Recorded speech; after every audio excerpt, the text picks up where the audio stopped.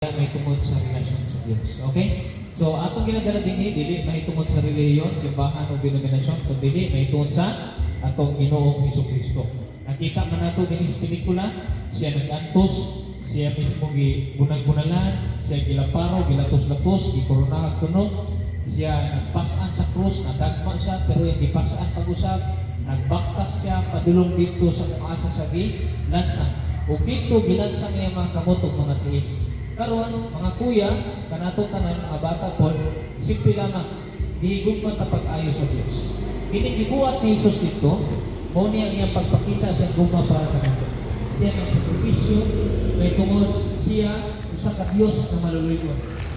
Bago pa ni nahitabo, bago si Jesus niya sa kalibutan, nagpakatao din sa kalibutan, Dios na sa daan.